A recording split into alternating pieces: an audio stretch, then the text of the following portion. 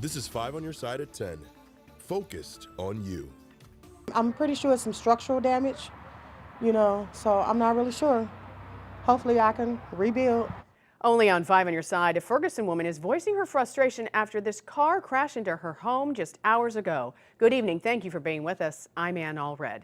Neighbors tell 5 on your side a man who tried to speed away from police hit another car, causing it to slam into the home. Our Robert Townsend was the only reporter there when the homeowner saw the damage firsthand. A Ferguson mom came home Friday afternoon to one heck of a shocker that left her shaking her head. As far as we can get in.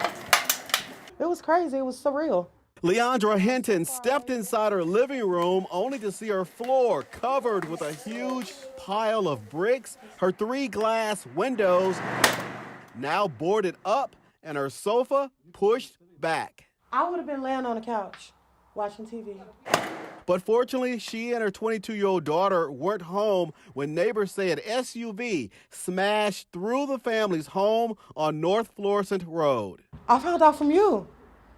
I was getting my car detailed and you called me. I thought you were going to say something other than this. Neighbors say a man in a black Cadillac caused the wild wreck during an attempted traffic stop with Calverton Park police. He was getting stopped by the police or whatever, and he tried to do a U-turn. Neighbors and witnesses say the driver's Cadillac hit an oncoming SUV and forced that female driver to lose control. The SUV ran off the road across Leandra Hinton's front lawn and right into her home. By the time I got here, they had him in handcuffs.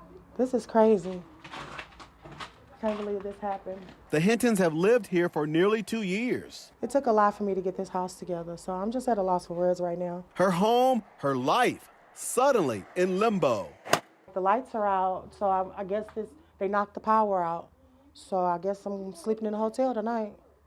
And first thing in the morning, I'm going to try to figure out what to do. Robert Townsend, you're looking for answers. Definitely.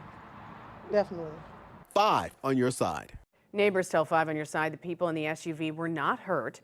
We've reached out to Calverton Park Police about the attempted traffic stop and crash. We have not heard back.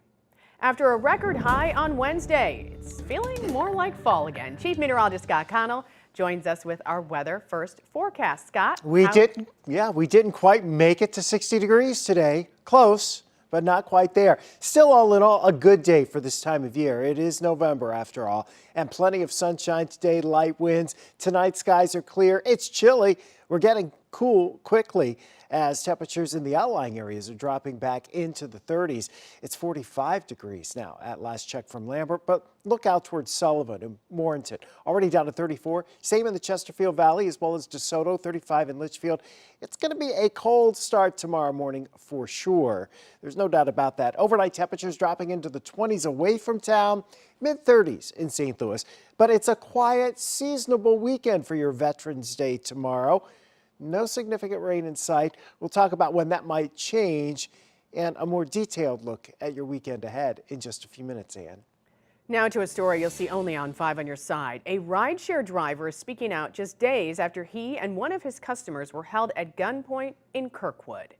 5 on your side's Brent Solomon is live at Kirkwood Police headquarters with what he's learning. Brent? And 10 years as a driver, and the man who asked we not identify him says he's never had a scare like this before. He had just picked up one customer. He had arrived at the next customer's home, and then this happened. It was just before 4 in the morning, Wednesday, here on Hartman Court in Kirkwood. So all of a sudden, some headlights popped up behind me. A rideshare driver had just arrived at his next customer's home. I just heard bang, bang, bang, somebody banging on my window. Another person pointing a gun at one of the customers in the car, both of them wearing masks. And the guy is telling me to get out the car, get out the car. That's when the other woman he went to pick up came out of her home. Her garage door opens. She doesn't know what's going on. She's just coming out to get in my car. The bad guys took off in the car they pulled up in. They don't want anybody witnessing the act because somebody may actually see the vehicle that he drove up in, and if they're smart enough, they may catch a plate. Personal safety expert Michael Barberi has seen this happen before. Recently, he's seeing it more often with rideshare drivers. Now, instead of robbing them, they're stealing their vehicle. They're not out joyriding. They're out looking for a quick shop or a gasoline station or something else to rob, or an individual to rob. His advice, unless you're trained to put up a fight, don't. Why lose your life over a car? I mean, you can replace everything except your life. If that young lady wouldn't have opened up her garage door, there's no telling what would have happened. Fortunately, no one was hurt here. That driver a bit shaken up. He returned to work the next day. He told me he has to make a living. Police here now looking into the bad guy's car in connection with other crimes they've seen in the area. Live in Kirkwood, Brent Solomon, 5 on your side. Within the past hour, charges were issued in a deadly shooting inside a North County business. St. Louis County police officers responded to E-Class Salon on West Florissant Avenue just after 11 this morning. Police say the suspect, Nolan Ryan Thomas, walked inside and got into an argument with the victim. That's when Thomas punched him in the face and shot him.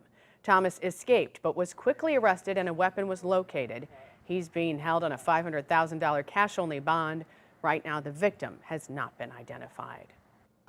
Tonight, a Crystal City man is charged with murder after a road rage shooting in Fenton. This happened on Highway 141 in Gravois Bluffs just before 8 o'clock this morning during the morning rush. According to court documents, Robert Mulkey and the victim stopped their cars and got into an argument. The victim flicked a cigarette at Mulkey's face and was returning to his car when Mulkey shot him in the back. The victim was taken to the hospital where he died. Mulkey remains in jail on a $500,000 bond. Developing tonight, police are trying to figure out what caused a shootout at the Independence Center Mall, hurting 4 people. Police say shots were fired this afternoon between 2 groups of people at the mall. One victim was shot in the head and is in critical condition. The other 3 have what police say are serious but non-life-threatening injuries. One witness talks about how disorienting it all was. It felt like it was about 10, 15 minutes, like it was just a long dream. And it's funny because it's like, well, it's not funny, but I don't remember grabbing my stuff because like you see, I got my bag, I got my headphones, I got everything. And it was just a really surreal moment. 3 suspects have been taken into custody after they tried to drive away from the scene. A St. Louis coffee shop and restaurant is temporarily closed due to lead contamination. Brew Tullum Specialty Coffee Experience posted on Facebook that an inspection found lead dust inside the Del Mar Boulevard business and HVAC system. The owners say they're now working with multiple agencies to address the environmental hazard. The coffee shop has a GoFundMe page up now as they work to resolve the issue. You can find that link on ksdk.com.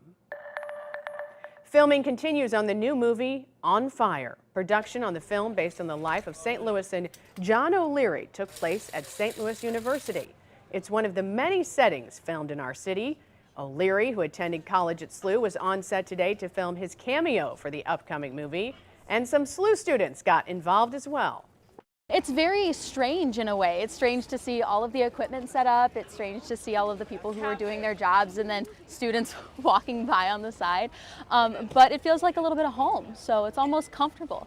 It will take months to complete the project, but when it is done, the producers told us they'd like to premiere it here in St. Louis.